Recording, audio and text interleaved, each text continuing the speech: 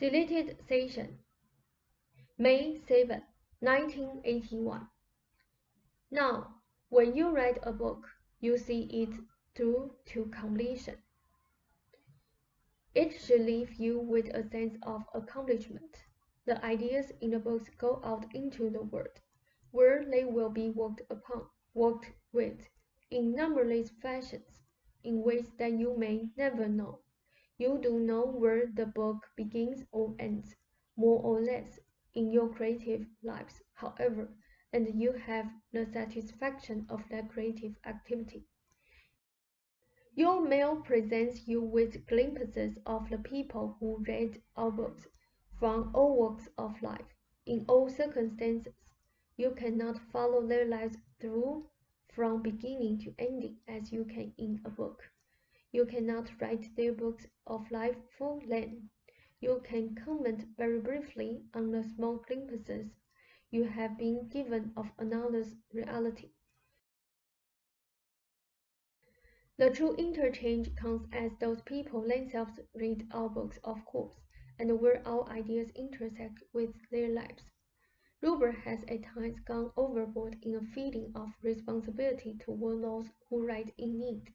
The sinful self, so-called now, is only too willing to accept such responsibility, for it believes to some extent that such responsibility is a kind of penance for its own shortcomings. Ruber is not responsible at all in such areas to hold sessions for others, or to provide that particular kind of individual help. I have never proclaimed myself to be a healer, nor for that matter a specialist. Our work should end up to some extent illuminating many fields of knowledge and interest, because it is not directed to one or another subject matter, and certainly not restricted to information that must be immediately utilitarian. The natural flow of the sessions has never run in that direction, nor has Ruber's own natural inclinations. The feeling of responsibility to help those in desperate need is but one facet, however, for he has felt a responsibility to get our material to the people as soon as possible, a responsibility to appear on television or otherwise, to promote our ideas, or to present them to the world, a responsibility that I have not encouraged. He grew up, of course, with many responsibilities in connection with the care of his mother. Again, there were no known rules of procedure to follow as far as his own career was concerned. The idea of responsibility, however, began to overweigh the joy of creativity, so it seemed to Ruber that the books were not considered to be enough. He was expected to do all of those other things beside. That kind of responsibility runs directly counter to creativity. You understand that I must simplify that to some extent, but generally speaking, creativity does not deal with questions so much like this true or this is false. It says this is, period. Creativity often deals with material that is not known, not cut and dried, not even immediately useful, perhaps. So Ruber would feel, for example, sometimes at least, that poetry was not responsible, or even that his own spontaneous activities were not responsible unless they were immediately useful in practical terms. At one time or another, the idea of responsibility was overlaid upon his ideas of work.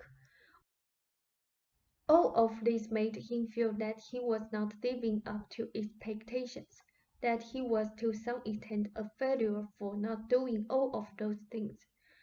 Now, nothing is all that simple, so there would be changes in his attitudes.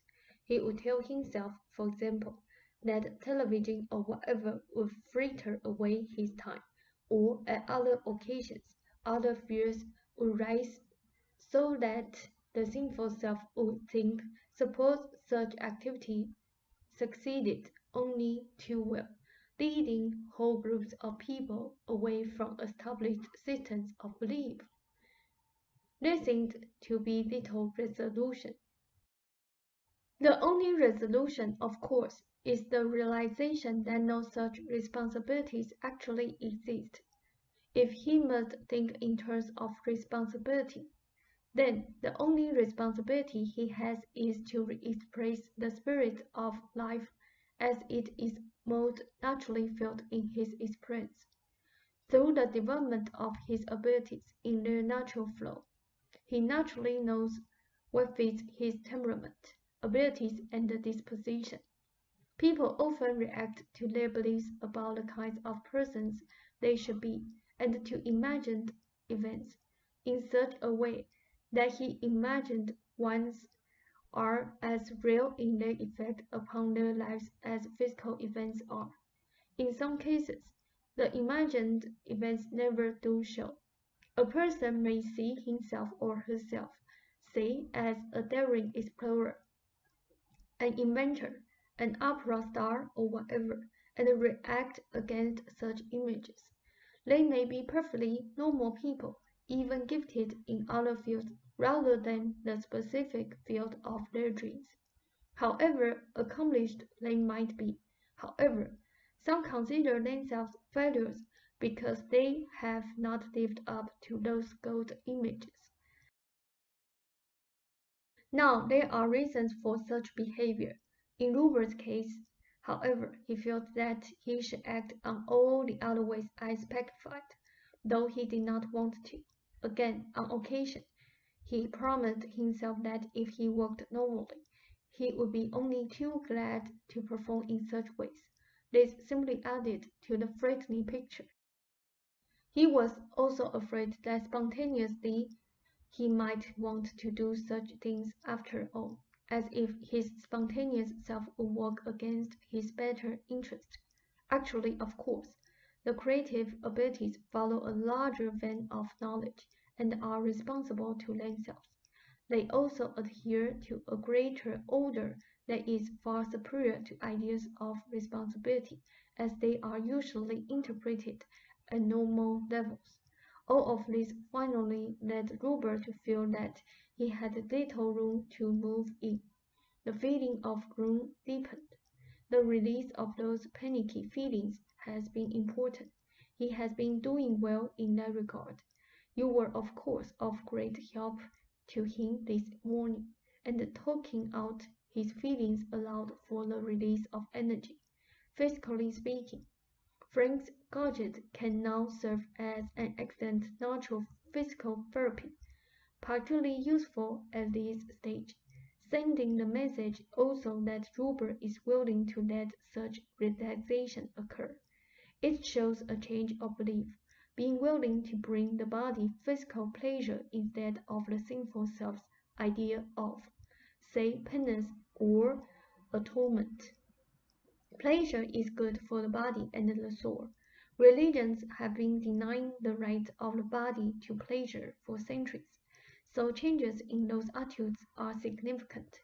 I'll bring the session to a close. It is enough to digest at one time, unless you have a question you probably want answered this evening. Rob said, "No, I guess not." They said, "Then I bid you both a fond and somewhat pleasurable good evening." Rob said, "Thank you."